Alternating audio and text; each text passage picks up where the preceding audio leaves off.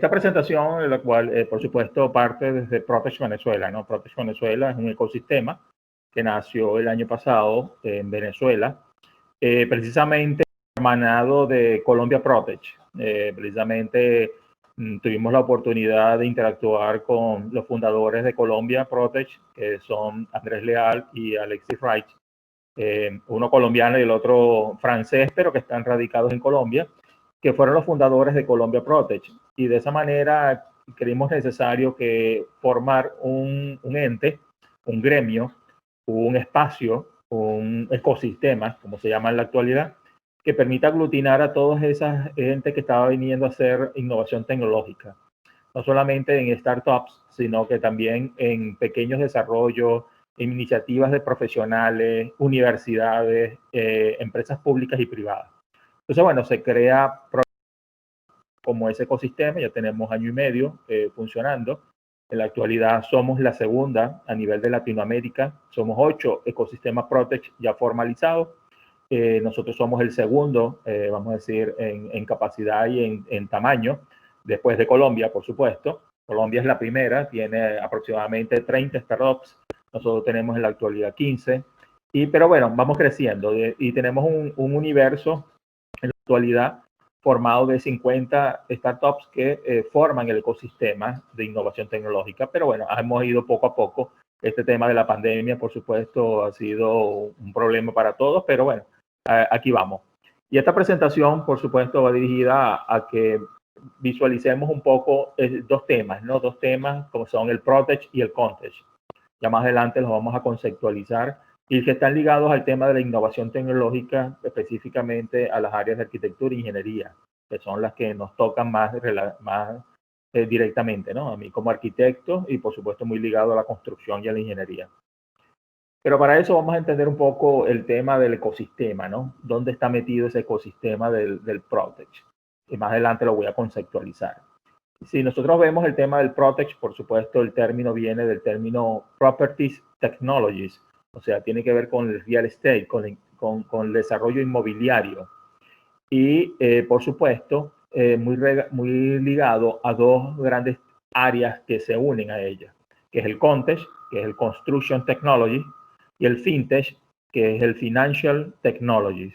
Entonces, todos estos ecosistemas ligados a estos otros dos forman el gran ecosistema de innovación tecnológica que está ligado al tema de arquitectura e ingeniería. Y por supuesto, ahí se empiezan a mezclar algunos temas adicionales, empiezan a haber algunos encuentros, que vamos a ver más adelante, más en detalle cuáles son esos elementos que se unen y que van precisamente a raíz de lo que es la innovación tecnológica. Vamos a ver algunos datos para que nos veamos reflejados en ellos, ¿no? Estos son unos datos a enero de 2020, todavía no han salido los que, por supuesto, después de la pandemia, pero por ahí rondan. Yo creo que en todo caso se han incrementado. Tenemos una población mundial que ronda alrededor de los 7 billones de personas. De esos 7 billones de personas, el 55% está en los espacios urbanizables, o sea, en ciudades.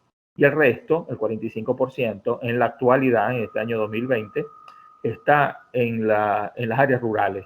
Sin embargo, la proyección para el año 2025 y 2030 es que el 70% de la población mundial esté en las ciudades.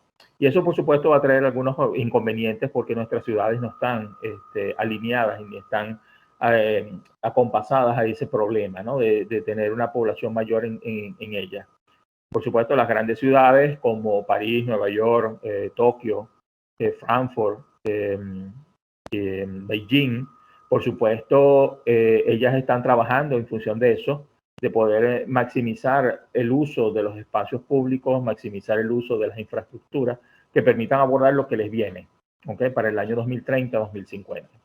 Pero de esos 7 billones, fíjense, 5 billones de ellos usan teléfonos celulares. Imagínense que es interesante porque resulta que entonces el teléfono celular es un dispositivo adicional, ya es parte de la vida diaria de las personas. Y de esos 7 billones, 4.54 billones usan Internet. Quiere decir que nosotros nos comunicamos a través del Internet. Más del 50% de las personas usan celulares y usan Internet como un medio para poderse comunicar entre sí. Pero casi el 50% de ellos usan las redes sociales para poderse comunicar o están interactuando, o están buscando información a través de eso. Quiere decir que estos datos son importantes que los tengamos en cuenta porque esto es parte de lo que nosotros vivimos día a día y es parte de lo que viene en esta nueva generación de este nuevo decenio 2020-2030, que por supuesto ustedes como jóvenes van a llevar adelante, ustedes van a ser la generación de futuro que van a llevar adelante todos estos procesos y poderlos tener conciencia de ellos para poderlos abordar. Aunado a eso, a esos datos, vemos una proyección de inversión. En la actualidad, en el año 2020, hay una inversión alrededor de los $1.000 millones de inversión en el área de innovación tecnológica. Y la proyección es que para el año 2025, o sea, dentro de 5 años, $5 billones. Imagínense el incremento de inversión que vamos a tener. Y eso se va a dar, por supuesto que sí, de pronto hasta se incremente, porque la inversión en el área de innovación tecnológica se exponenció a raíz de la pandemia del COVID. Muchos de los que estábamos, y fíjense que ahorita que estamos en una clase virtual, esto antes no era algo normal. Yo particularmente ya he dado este año 2 cursos en la Universidad del Zulia, ellos totalmente 100% virtuales. Y por supuesto es una nueva forma, una nueva normalidad, como dicen, pero que tenemos que irnos adaptando porque veía en estos días unas proyecciones acerca de las 10 empresas más grandes a nivel mundial y les hacían una encuesta a su CEO, a su directiva, en cuanto a si ellos iban a volver a como venían haciéndolo anteriormente antes de la pandemia, o sea, con oficinas presenciales y no oficinas virtuales. Y más del 50% dijo que no, que ellos iban a mantener la virtualidad, o sea, la forma online del trabajo de su personal. Y el otro 50% iba a ser lo mixto, presencial y online. Quiere decir que las oficinas virtuales, la educación virtual, las relaciones virtuales se van a mantener. Por supuesto, van a ir agarrando formas diferentes y formas más adecuadas, ¿no? Porque ahorita la pandemia hizo que lo hiciéramos un poco a lo apresurado.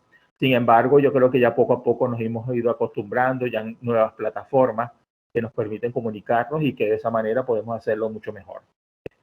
Y lo otro es que quería complementarte o pues quería como dar otra idea acerca de eso y es entender estos cambios que se han venido, o sea, que se han venido dando últimamente. Entonces, como tú lo comentas, el COVID fue un cambio abrupto que se realizó, fue un cambio de un momento a otro que empezamos a cambiar la manera de ver las cosas. Entonces, la manera de interactuar con los estudiantes cambió totalmente, digamos, una pantalla totalmente diferente. Las construcciones tenían que adaptarse a unos protocolos de bioseguridad, las interacciones sociales han cambiado.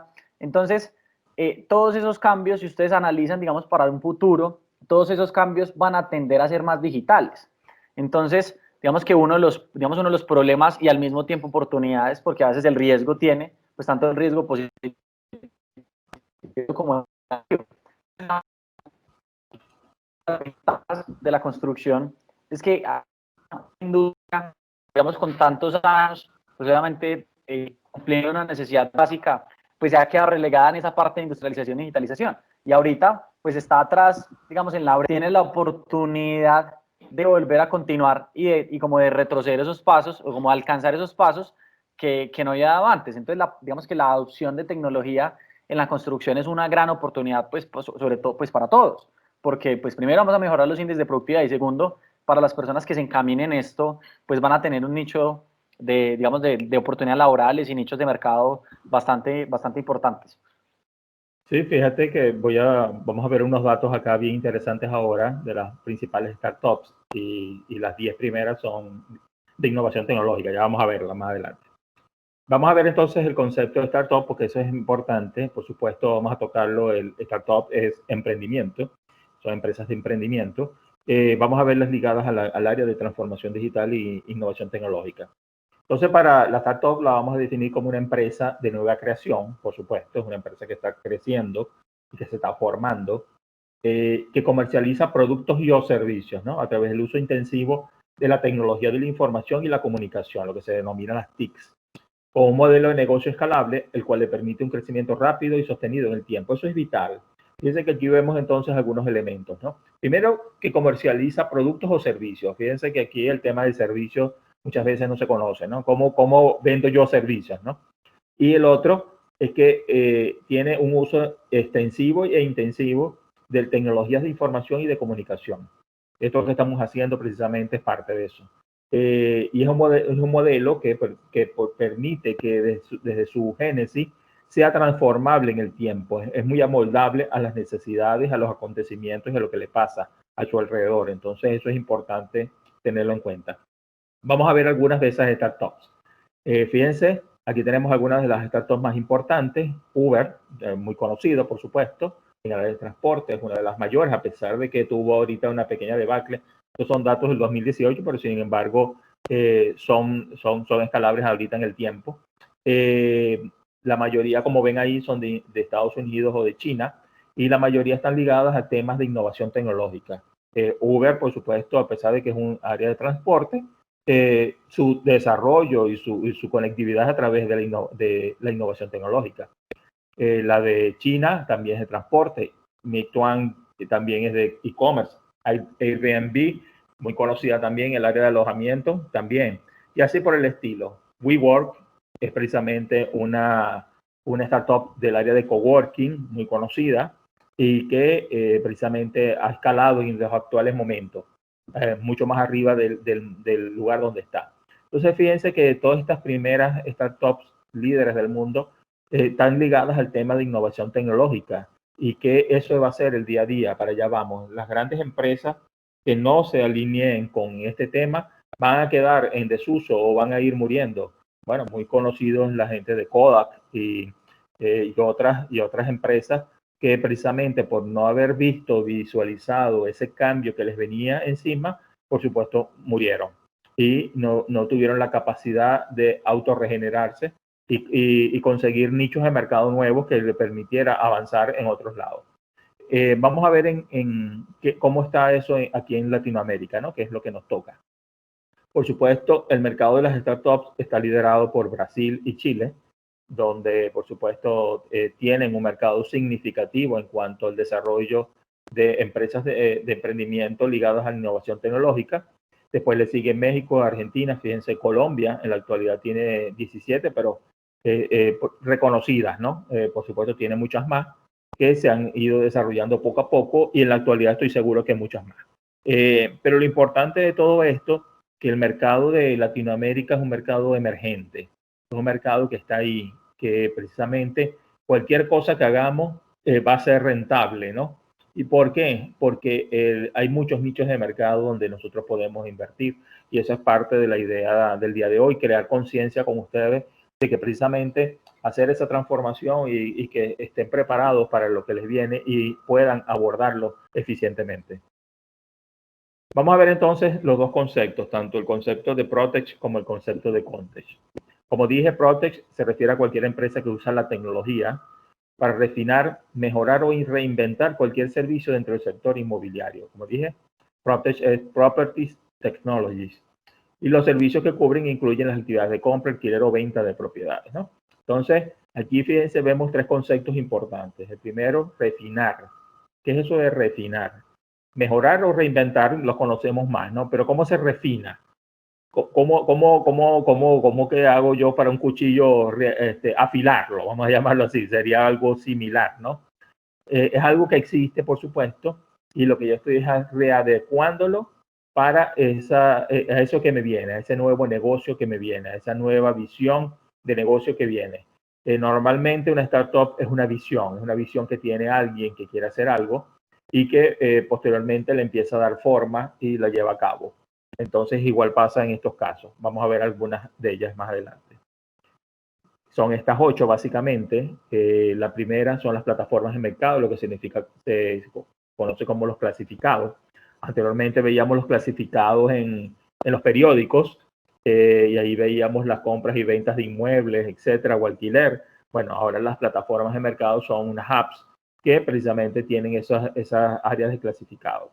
Lo que se llama la peer-to-peer que precisamente también tienen que ver con plataformas hubs ligadas al sector inmobiliario, la Big Data, que es la gran masa de información que se maneja sobre información que está contenida en las nubes, hablemos de Google, hablemos de Microsoft, etcétera, y que donde está esa gran información que nosotros podemos dar. O sea, ustedes se dan cuenta cuando ustedes meten en Google están buscando algo, que voy a buscar, por ejemplo, arquitectura.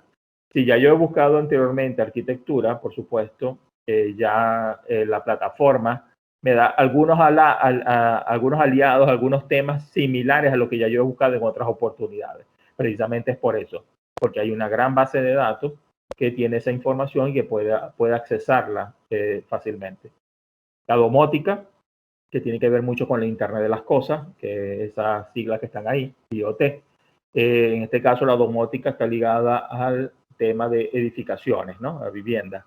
Y es todo lo que tiene que ver con el Internet de las Cosas, con el área de innovación tecnológica ligadas a edificaciones. El Property Management Software son software que se desarrollan para la gestión de proyectos, conocidos como los CRM, que son plataformas, apps que me permiten tener una liga mucho más fácil con la persona que está comprando o vendiendo un inmueble. Las plataformas de inversión y hipotecas, por supuesto, son más ligadas al fintech, pero que también son apps que me permiten tener plataformas de criptomonedas, blockchain u otras monedas virtuales que me permitan tener, a través de la tokenización de los activos, poder tener, comprar o vender inmuebles. Y por supuesto, un elemento muy importante que nos toca a nosotros más, a los arquitectos y los ingenieros, que es la realidad virtual. Precisamente que yo pueda vender un inmueble a través de unos lentes.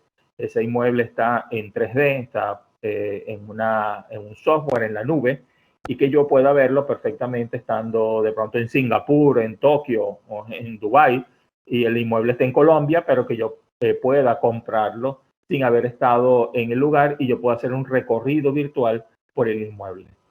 Todos estos temas, por supuesto, están ligados al área de properties, ¿no? Vamos a ver algunos más adelante ligados a la construcción. Sin embargo, vamos a ver esas 5 tendencias de algunas plataformas, ¿no?, que hablan sobre el real estate para este año 2020.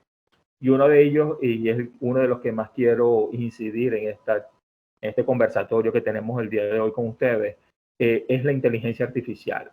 La inteligencia artificial, por supuesto, ya está entre nosotros, está en muchas plataformas, sin que nosotros las conozcamos, ya están dentro de muchas de las cosas que hacemos, dentro de nuestros celulares, Instagram, Facebook, etcétera, ya tienen inteligencia artificial ligada a todos los procesos. Y esto, por supuesto, permitirá que la industria sea más automatizada y que aquellas tareas que hasta los momentos se hacían de forma manual ya dejen de serlo, ¿no? Y que va a permitir que aquellos profesionales, tanto de la arquitectura e ingeniería, sean mucho más fáciles para tomar decisiones, para llegar a ese inquilino o llegar a ese comprador mucho más fácil a través de plataformas más fáciles de poder accesarla. Y por supuesto, como dice ahí, tomar mejores decisiones, porque me va a permitir hacer simulaciones de compra o simulaciones de venta sin que precisamente yo esté al tanto de cómo se esté dando. Otro elemento importante es que el context, a pesar de que ha sido siempre un elemento que no se ha tomado muy en cuenta, esa transformación digital del sector construcción. ¿Por qué? Porque el sector construcción es un sector muy duro, muy difícil de cambiar. No, yo por lo menos hace años, cuando estaba estudiando arquitectura, mis planos eran en tinta china. Al finalizar la carrera es cuando empecé a conocer lo que era el AutoCAD en ese momento que se estaba dando. Y esa transformación del plano de tinta china al AutoCAD fue un cambio brusco, ¿no? Fue duro. Imagínense ahora que tenemos que cambiar de un plano de AutoCAD en 2D a un plano 3D. O sea, un modelo digital 3D, un modelo simulado en 3D. Entonces, ese cambio de paradigma es complejo, es difícil, pero ya se está dando, y precisamente el Building Information Modeling entra dentro de todo este proceso. Pero, como dice ahí, es un monstruo gigante, ¿no? La construcción es uno de los sectores más grandes. no sé en Colombia, pero sin embargo en Venezuela representa hasta un 30-35% de la mano de obra está en el sector construcción o ligado a ella. Y por supuesto es fuerte para ese cambio. Pues, Francisco, mira, te cuento más o menos algunos datos que pues nosotros hemos recopilado y que se tienen en la construcción. Más o menos la construcción en el Producto Interno Bruto de Colombia está alrededor del 5 o el 6% en el Producto Interno Bruto colombiano. Y yo creo que, digamos, en términos de trabajos, pues no sé cuántos estarán, digamos, en este momento, pero sí sé que deben ser por lo menos más de 2 o 3 millones de personas que están entre empleos directos e indirectos vinculados al sector de la construcción. O sea que realmente son muchas personas las que están vinculadas dentro de esa cadena de valor, porque no solamente son los obreros en las construcciones, para que todo lo tengan claro, también es la gente, digamos, que vende muebles, la gente que hace, digamos,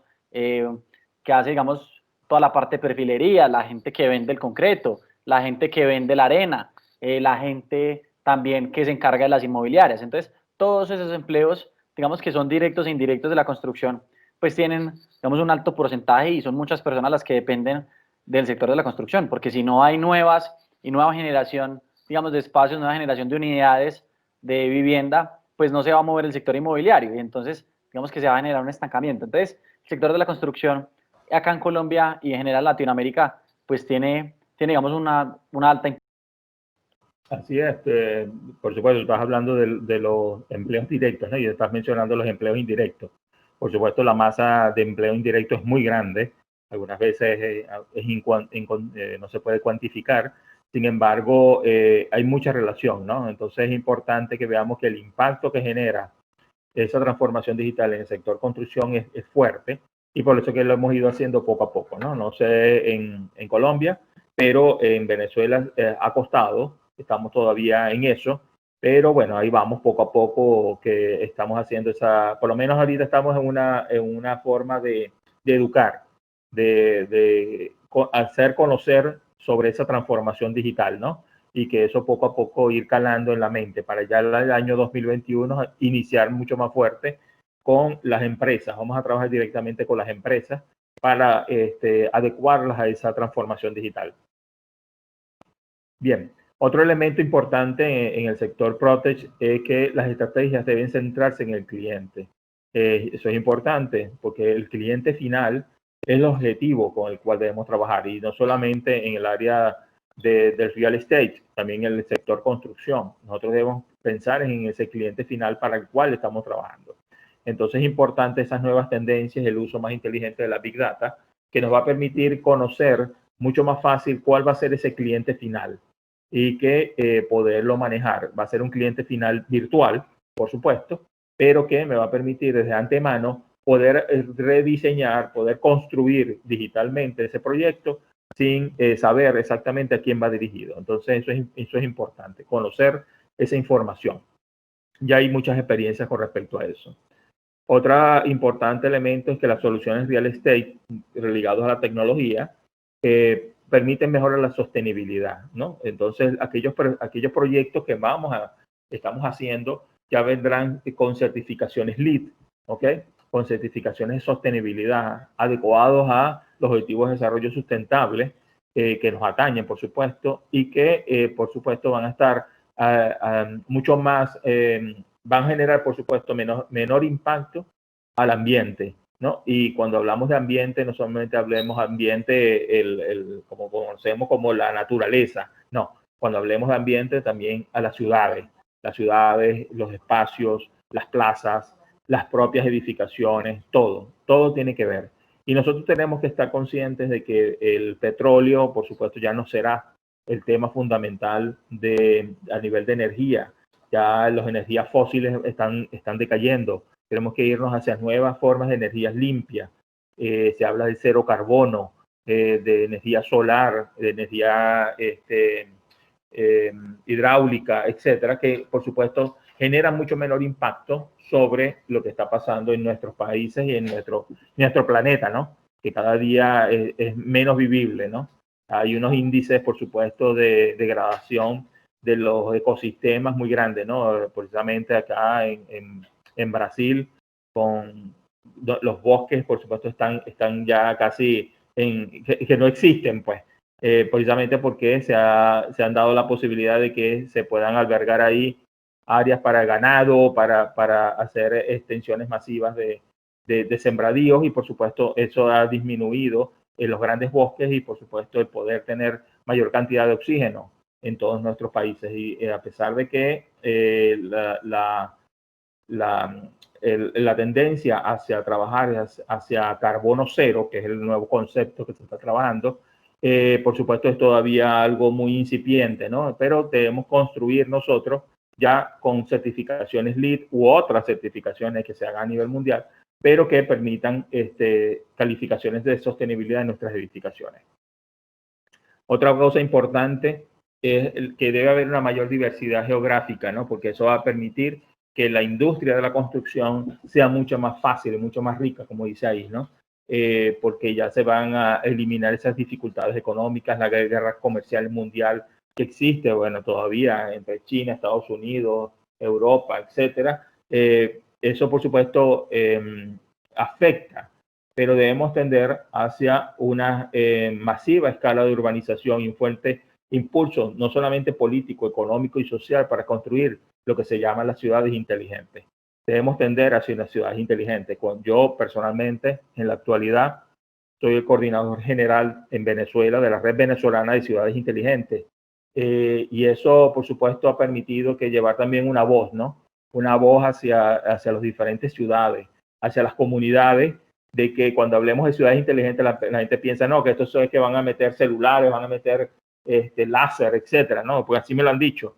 Pero no, cuando hablemos de ciudades inteligentes es porque hemos mejorado la calidad de vida de las personas, las hemos hecho más sostenibles, por supuesto, ligado a la transformación digital de las ciudades, pero eso viene poco a poco. Ese es el tercer elemento. El primero es la mejora de calidad de vida, el segundo, la sostenibilidad de las ciudades, y el tercer elemento está ligado entonces a la transformación digital de las ciudades. Y eso viene, ¿no? No sé, creo que ya en Colombia hay algunas experiencias, en Medellín tengo entendido que se ha trabajado sobre eso. Cristian. Francisco, mira, te cuento, pues nosotros, digamos, acá en Colombia, pues digamos que yo vivo en Manizales y la universidad, digamos, la Libre de Pereira, pues queda en Pereira, o sea, digamos, son ciudades muy cercanas, y pues aquí hay, digamos, como unos parques tecnológicos de innovación como abiertos, pues al público, donde pues hacen algún tipo de financiación, pero no son como iniciativas muy conocidas. En Medellín sí se tiene, digamos, como una cultura mucho más fuerte de la innovación hacia la tecnología, sobre todo, digamos, por unas directrices de políticas públicas que incentivan esa innovación. Entonces, a pesar de que hay como un mandato nacional, pues sí, Medellín se destaca por esas innovaciones y por hacer ciertas, digamos, como hacer ciertos pinitos hacia el camino de ciudades inteligentes. Por ejemplo, en Medellín tienen, digamos que EPM, es una de las empresas públicas de Medellín, pues tiene una, digamos, como una fuerte y como una inclinación hacia las innovaciones. Entonces, fueron de los primeros edificios inteligentes que realizaron en la ciudad de Medellín. Están, digamos, están a partir de un programa que se llama Impulsa, también generando opciones y, digamos, que viabilidades a partir de emprendimientos tecnológicos en términos de ciudades. Entonces, se está realizando y se está moviendo el tema. Como te digo, no veo, digamos, como una implementación a gran escala, pero sí, digamos, como en pequeños pilotos para ir como llevando hacia eso. Y como para terminar y que, digamos, que continúes, me parece, digamos, muy chévere que pongamos esos objetivos de la sostenibilidad, porque no solamente es alcanzar, no solamente es, digamos, que la tecnología, sino es empatar un poquito con lo que hemos hablado durante todo este curso, que no solamente los materiales y la construcción cómo afectan, sino nosotros cómo podemos empezar a resolver un poquito esos problemas del impacto ambiental. Entonces, yo creo que para muchos también la parte de la tecnología es una opción que se puede empezar a utilizar, y pues, ¿qué más que unas herramientas nuevas desarrolladas que nos permitan ayudar a un problema pues que hemos generado desde, digamos, desde la revolución industrial? Entonces me parece, digamos, como muy apropiado el tema y como esos grandes principios. Sí, nosotros acá en Venezuela tenemos el Consejo Venezolano de Construcción Sostenible, ¿no? Está ligado a la Cámara Venezolana de Construcción y a la Cámara Inmobiliaria de Venezuela, ¿no? Tengo entendido que en Colombia también existe el Consejo Colombiano de Construcción Sostenible, tiene muchos más años que el de Venezuela y que han trabajado fuerte en ese tema, ¿no? Será bueno indagar un poco, ¿no? Y con lo que respecto hablabas de Medellín, Mire, en Medellín existe no lo conozco, no conozco a Medellín, es una de las próximas ciudades que quiero conocer de Colombia. Existe un distrito tecnológico como tal, y precisamente ha sido parte de la punta de lanza para poder ser el nacimiento de muchas startups de innovación tecnológica, no solamente ligadas al área de la construcción, sino a otras áreas, ¿no? Comerciales, financieras, etcétera. Y ese distrito tecnológico es el que ha permitido financiamiento a esas startups, ¿no? A través de fondos de inversiones. Entonces, eso es importante, que se creen estos espacios públicos o privados que permitan apalancar estos emprendimientos, porque es la única manera de que podemos salir adelante, ¿no? No solamente a las grandes empresas, no, sino a pequeñas empresas también, a pequeños profesionales que estén en esa área, que permitan tener un cierto financiamiento para poder hacer desarrollos que puedan perfectamente ser escalables. Vamos a seguir entonces con el otro concepto, ¿no? Habíamos hablado ya de Properties, que hablábamos de Property Technology, ahora vamos a hablar de Construction Technology, más ligado al tema de la construcción, y precisamente es más mi área, ¿no? Mi fuerte. Por supuesto, es el área de la tecnología utilizada para innovar, tanto de la manera en la que planificamos como en la que diseñamos y construimos estructuras. Cuando hablemos de estructuras, estamos hablando de construcciones, ¿no? También en la fabricación e instalación de sus componentes, ¿no? Es un poco lo que hablábamos, ¿no?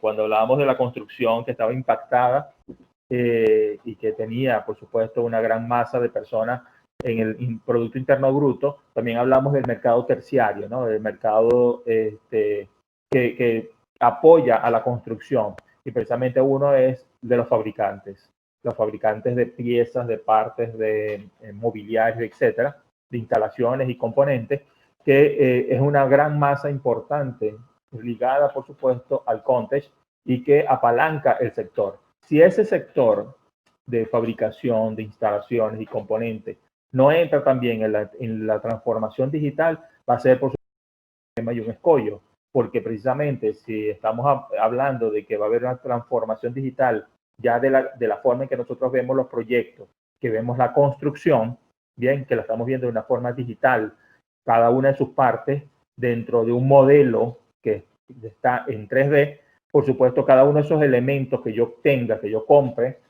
por supuesto, tiene que ser también en forma digital, porque yo lo voy a insertar en forma digital en ese modelo 3D. Entonces, es importante que el cambio sea en todos los ámbitos y en todas las estructuras de negocio ligadas al área de la construcción. Vamos a ver algunas. Primero, viene la hiperautomatización. Ese es el término que está en boga en la actualidad, hacia la industria 5.0. Esa hiperautomatización significa que las máquinas están ganando mucho más automatización y están en red. Y el estar en red significa que están en la nube. Y si están en la nube, están en un sistema que por supuesto no es tangible y que está abordado por mucha gente a la vez. O sea, yo puedo precisamente tener una máquina en una fábrica o en la construcción misma, y la persona que lo esté manejando no esté en el lugar o esté en otro país precisamente. Entonces, todos esos elementos empiezan a ser parte del día a día de la construcción. El objetivo, como dice, es hacer que los procesos de producción sean transparentes y aumentar la calidad y el rendimiento, y al mismo tiempo automatizar, por supuesto, más procesos. Uno de los elementos importantes de ir hacia una industria 5.0 es lo que se llama en el Lean Construction el cero desperdicio. ¿Okay? Entonces, la idea es que vayamos a el menor desperdicio, no solamente de cuando hablemos de desperdicios de materiales, no, desperdicio de tiempo, desperdicio de personal, desperdicio de procesos que se dan en el área de la construcción. Entonces, es importante que tengamos en cuenta que vamos hacia una transformación digital del sector, y esa transformación digital del sector va unada a procesos, a mecanismos profesionales, por supuesto, etcétera, que están ligados a ella. Otro elemento importante, y bueno, y aquí hay una gráfica que siempre coloco, ¿no? Cómo esta manera amigable de un robot, en este caso es un cyborg, con una persona, ¿no? Y eso no está tan lejos, ¿no? Lo vemos en las películas. Precisamente esta foto está tomada de una película, pero esto no es tan irreal en algunos casos, ¿no? Si ustedes lo ven, por supuesto, me imagino, en la televisión, lo que está pasando en muchos países, sobre todo en Asia, en Japón, en China, Taiwán, en Corea, vemos esos grandes robots, como ya los robots ya precisamente hacen grandes áreas, ¿no? Del quehacer humano. Entonces, esa forma amigable de que tengamos que tener entre el humano y el robot, eso es un hecho y debemos ir hacia ese caminar. Que el robot nos va a avasallar y va a ser precisamente como ahí está en algunas películas, no, eso tampoco es así. Sin embargo, por supuesto, ya existe la inteligencia artificial en los robots y por lo tanto ya el robot empieza a pensar y empieza a ver el mundo de otra manera, ¿no? Empieza a establecer paradigmas y mecanismos, ¿no? De intervención. Entonces, ahí es, por supuesto, donde entra la paradoja. Si quieren, lo podemos discutir más adelante cuando terminemos la presentación. Otro elemento importante es lo que se llama la experiencia múltiple, ¿no? Es ver el mundo con otros ojos o de otra manera, de una manera más digital. Y es cuando entra acá los tres términos que se usan mucho, que es la realidad virtual, la realidad aumentada y la realidad mixta, ¿no? Que es la combinación. Entonces, es cuando vemos el mundo de otra manera, lo vemos a través de unos lentes. Ya pronto tendremos lentes como los que usamos normalmente, donde está la computadora en el visor del lente. Ya lo tenemos en el reloj, lo teníamos en el celular, ya nuestros celulares ya son parte de la vida diaria de cada uno de nosotros. Entonces, yo creo que el empezar a permitir que estas cosas se vayan dando y estar amigables a ellas y abiertas a esos procesos es lo que nos va a permitir que lo abordemos más rápidamente, porque eso viene. Como se dice ahí la transparencia de la lámina, los lentes de realidad virtual no solo serán relevantes para la industria del entretenimiento. Yo creo, me imagino que ustedes muchos han ido a ver películas en 3D o 4D en los cines. Y eso precisamente es parte de que se daba para ese término. Y ahora yo puedo, como dije, comprar edificaciones o hacer edificaciones con lentes de realidad virtual y hacer modificaciones en la obra a través de unos lentes de realidad virtual. Quiere decir que yo puedo precisamente entrar ya con el término de realidad virtual dentro de las edificaciones. Otro elemento importante, bueno, aquí tenemos un ejemplo, ¿no? de ello. Otro elemento importante es lo que se llama la democratización de los conocimientos, ¿no? Ya la tecnología de la información hace que toda esta la información que estoy dando yo ya pueda estar en una nube y pueda ser visto por muchas personas, porque ya la información que yo tengo no es mía sola, ¿no? Sino es parte de la comunidad del conocimiento. Y ser parte de la comunidad del conocimiento es lo que me permite llevar que las instituciones, como dice, como las universidades, sean mucho más abiertas, ¿no? Por ejemplo, Cristian me estaba comentando de que estaba grabando la charla para que pueda ser usable después. Precisamente es eso, que ya todas estas cosas ya pueden ser perfectamente, el conocimiento que dictamos día a día es para todos, ¿no? Otro elemento importante es lo que se llama el aumento humano, ¿no? Es la tecnología, por supuesto, ya usada en el cuerpo humano. Vamos a ver acá una gráfica, ¿no? Fíjense, es tener un reloj y tener una computadora y tener al médico que me está viendo, porque ya el reloj, por supuesto, está dictando unos signos vitales determinados y el médico me está haciendo un diagnóstico de mi situación en el momento, ¿no? Si se me subió la tensión o lo que sea, pues lo que esté sufriendo. Y precisamente yo tengo mi médico virtual ahí a la mano, ¿no? Y puedo diagnosticar y puede darme el tratamiento adecuado en tiempo real. Quiere decir que eso va a permitir salvar muchas más vidas, va a permitir que el conocimiento y la información esté para todos. Lo que tenemos que tener es la posibilidad de que esto suceda. Hubo una diatriba muy importante cuando esta gente de Microsoft dijo que iban a hacer la implantación de los chips en el cuerpo humano, ¿no? Por supuesto, eso generó toda una diatriba de que si era factible o no, que los iban a usar, etcétera. Bueno, eso es parte de la discusión que viene, pero yo creo que hacia allá vamos, ¿no? Ya vamos a tener chips implantados, vamos a tener elementos que nos permitan diagnosticar nuestra vida, nuestro movimiento. Ya nos lo hacen con el teléfono celular, que tengamos nuestro teléfono celular con nosotros en todo momento, ya nos pueden geolocalizar fácilmente. Quiere decir que ya Google sabe, o sea, si ustedes se han dado cuenta en eso.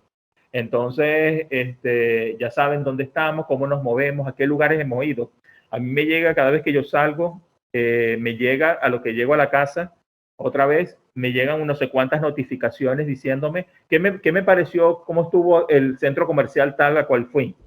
Y yo dije, pero bueno, porque precisamente estamos en esta era de que a través del teléfono celular nos pueden geolocalizar, pero así mismo lo van a hacer a través de otros mecanismos.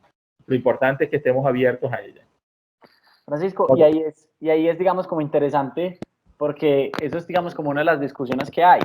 Y entonces la gente, no, es que los chips, que el 5D, y entonces, digamos, que tienen, no sé, digamos que tienen resistencia ante el cambio climático, pero entonces sí creen en las antenas, y entonces que en el control y todo eso. Pero si ustedes, digamos, se dan cuenta, pues prácticamente es todo lo que ya saben. O sea, digamos que ya todas esas plataformas, Facebook, Instagram, Google, ¿sabe usted qué quiere comprar? Entonces usted busca en Google, no sé, quiere comprar gafas, no sé qué gafas de tal marca. Y usted se mete a Google a buscar cualquier otra cosa y ahí le aparece una promoción de gafas, no sé qué, tanto por ciento descuento. Usted otro día va a buscar unos zapatos, y tan, busca los zapatos. Se mete a Google a buscar así sea cosas de BIM, tan se mete y le aparecen los zapatos. Entonces ellos ya saben, las redes sociales tienen la información. Hay un documental que se llama La Red, que está en Netflix, que hablan de las redes sociales. Y ellos saben, ya saben a usted quién le gusta, porque ellos miden el tiempo en el que usted se demora viendo esta foto, miden el tiempo, la cantidad de interacciones. Entonces, ellos ya tienen toda la información. Entonces, uno como que decir que es que sea porque nos van a controlar, o sea, es que ya prácticamente ya nos controlan. O sea, yo no sé de pronto cómo lo ve Francisco, o cómo lo Totalmente, ven lo que yo ustedes. digo es que ya nos controlan, ya eso está sucediendo. Lo que tenemos que dar paso, y es ahí donde entra el tema ético, ¿no? El tema de la eticidad de todos estos procesos, ¿no? Y eso ha sido la discusión que teóricamente y que por eso no se ha dado más grande. Es mentira, eso se está dando. Lo que es que, bueno, no se da a la vista pública, ¿no? Pero ya el control que nos tienen es bestial, ¿no? En todas las áreas del conocimiento, de las compras, de los movimientos que hacemos, de todo. Pero vamos a ver eso del lado del área de la construcción, ¿no? Fíjense, hay unas experiencias muy importantes en el área de construcción, que en el área pues, precisamente del real estate, donde se coloca el modelo de 3D y se le da a las personas, a los posibles compradores, ¿no? Y en función de la interacción que ellos tengan con ciertos espacios, con ciertas áreas, como tú dices, que demoran más viendo, por ejemplo, la cocina, o indagan más sobre los materiales de la cocina, etcétera, ya se sabe que esa persona, a ese grupo familiar le interesa más la cocina que de pronto los dormitorios. Entonces, el comprador, el vendedor ya sabe que para ese grupo familiar venderle el apartamento debe colocarle una cocina como ellos quieren o como ellos lo desean. Y precisamente esa es parte de la información, ¿no? Que está contenida en la nube y es parte de la información de inteligencia artificial que está metida en cada uno de estos proyectos y programas, ¿no? Bien, comentaba entonces ahora el área de la movilidad autónoma, ¿no? De esos vehículos que se manejan solos, ¿no? Vamos a ver uno acá, ¿no? Fíjense acá, esto no es solamente un montaje para que sepan, es una persona que está en un vehículo que es autónomo, está manejado automáticamente y la persona lo que está es leyendo una revista en una vía. Entonces, eso ya existen vehículos autónomos más ligados, por supuesto, al área de transporte público en Europa y en Asia, y también de transporte de materiales. Y hay unas experiencias en China donde se han hecho carreteras con vehículos autónomos sin chofer y que precisamente están geolocalizados con un programa, tienen un software específico, etcétera, pero que pueden hacer carreteras perfectas. A nivel humano, la tolerancia es de 50, 40 centímetros, a nivel con las máquinas se dio una tolerancia de 1 centímetro, 2 centímetros, hasta 5 centímetros, o sea que no es nada. Entonces, por supuesto, siempre ligado a la perfección en la construcción, ¿no? Pero por supuesto sigue siendo temas de debate, ¿no? Igual como dije anteriormente, el tema de la implantación de chips, el tema de la automatización de los vehículos también es un tema de debate que se está dando, ¿no? Sobre todo por el tema de las colisiones, el tema de los accidentes, etcétera, ¿no? Pero ya eso poco a poco va a ir mejorando en todas las áreas. Otro elemento importante que tiene que ver con la Big Data es la trazabilidad y la transparencia de la información. Y es un dato importante, sobre todo en el área de la construcción de los proyectos, sobre las firmas digitales, ¿no? Esas firmas digitales y la propiedad intelectual de los proyectos, ¿no? De arquitectura e ingeniería. Es un tema que se debate siempre, pero por supuesto aquí es donde entra el tema, por ejemplo, del blockchain, por ejemplo, que permite tener transparencia y trazabilidad de información. Entonces, aquí cuando entra el blockchain como una plataforma que nos permite controlar esa data, llevarla de una manera mucho más lógica, tokenizar esa información, volverlo tokens. Token es una moneda virtual, y que esa información tokenizada es la que nos va a permitir tener la transparencia, lo que se llama ahí la ética digital y la protección de los datos. Y por supuesto, eso viene, ¿no? Ya nosotros en mi persona estamos teniendo unas relaciones muy importantes con unas plataformas de blockchain a nivel de Europa y otras precisamente de aquí de Latinoamérica, ¿no? Que están trabajando con ese tema. Una es Argentina y que se llama Bricken y que está haciendo la tokenización y la trazabilidad de la información en proyectos de arquitectura e ingeniería. Y eso es bien importante. Pronto vamos a dar a conocer un poco más de eso desde nuestras plataformas que manejo, ¿no? Tanto ProChat como Protect Venezuela y etcétera, ¿no? Pero lo importante es que estemos abriendo, ¿no? Fíjense que el tema de las criptomonedas a nivel mundial, Latinoamérica tiene un peso muy importante. A pesar de que se dio la pandemia, el tema de tokenización y gestión financiera a través de criptomonedas, eso no paró. Todo lo contrario, se aumentó. Quiero darles un dato importante, ¿no? En el tema de Venezuela, a pesar de la crisis que, bueno, ustedes conocen en Colombia, financiera, social, política, etcétera, que tenemos en Venezuela. Venezuela en la actualidad es el tercer país con manejo de criptomonedas a nivel mundial. El primero es China, después viene India y el tercero es Venezuela. ¿Pero por qué? Es lo importante, ¿no? Precisamente porque no tenemos un sistema financiero sólido, no tenemos financiación a nivel del sector público, como se debería tener desde hace muchos años. El petróleo ha bajado como fuente de financiamiento y precisamente la criptomoneda es la que ha dado el escollo para poder hacer inversiones importantes en Venezuela. Entonces, fíjense cómo de pronto unos problemas que existían o que existen todavía han permitido buscar otras alternativas de negocios a nivel digital, ¿no? Como es las cripto.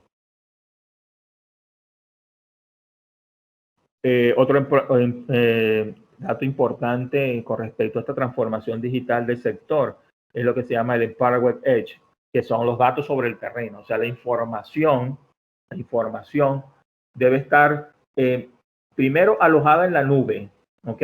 Pero que pueda ser visualizada por cualquiera en cualquier lugar del mundo. Y de esa manera podemos tener una transparencia de la información. Y eso es lo que se llama el Empowered Edge. Esa formación de los flujos de datos y de información que permiten, por supuesto, ahorrar recursos, ahorrar en personal, ahorrar materiales, ahorrar procesos, es lo que va a permitir que el manejo de la información sea mucho más allegada, ¿no? Los datos que se manejan en la actualidad entre una obra trabajada en forma tradicional y una obra que se trabaja ya en forma totalmente digital, ronda alrededor del 40% de ahorro final, ¿no? Una obra que, por ejemplo, ya ha costado inicialmente $1 millón en forma tradicional, puedo tener hasta un ahorro de $400,000 en ella. Fíjense la significancia, ¿no? Entonces, y eso precisamente es porque nos permite simular, nos permite tener todo el modelo previo y hacer todos los procesos previos en forma digital antes de poner el primer bloque, de colocar la primera piedra, de colocar la primera fundación en la obra. Y eso es importante, ¿no? Antes se llamaba simulación, ahora precisamente se llama gemelo digital. Otro elemento importante y va unado a esto es que la información está en la nube, ¿no? Y esa información en la nube, como dice ahí, está a la vuelta de la esquina, ¿no? Eso ya es un hecho. y redunda sobre todo lo que hemos hablado hasta el momento. Lo del blockchain, lo que hablaba, por supuesto, el poder tener yo una trazabilidad de la información y de las transacciones financieras genera, por supuesto, menos corrupción. Y que nuestros países a nivel político no están muy acostumbrados a eso, pero bueno, pero eso viene. Lamentablemente para ellos el tema de la corrupción va en detrimento. De pronto son más inteligentes y buscarán otras alternativas. Pero cuando se den las formas más transparentes de las transacciones a través de criptos o de monedas virtuales o de trazabilidad de la información, por supuesto, va a hacer que se reduzca considerablemente, como dice ahí, la sustitución de productos falsificados. Sí, Francisco, te iba a comentar que eso es una aplicación bastante interesante. Digamos que el blockchain, digamos que viene a dar como ciertas luces a digamos que a esa parte de los controles y las transacciones financieras, y entonces digamos que suena muy interesante. Obviamente, pues hay un control, pero no un control, digamos, individual, sino un control de todos. Entonces, si quieres, bueno, no, si quieres lo comentamos ahorita con todos, si de pronto para que hagamos como un conversatorio chiquitico, y entonces hablamos para que a todos les quede más claro el asunto. Sí, claro, por supuesto. Dale, ahora si quieres tenemos un conversatorio entre todos. Otro elemento importante ya para finalizar es, como decía, y redundo nuevamente, el tema de la inteligencia artificial, ¿no? Por supuesto, tiene riesgo, tiene efectos secundarios, pero debemos estar abiertos a eso, ¿no? Este año 2020 ha ganado mucha significancia, sobre todo a raíz de la pandemia, pero es importante que el tema de la inteligencia artificial, como dice la lámina, primero optimiza la utilización de la capacidad de máquinas y transportadores, ¿no? De la gente que lleva eso.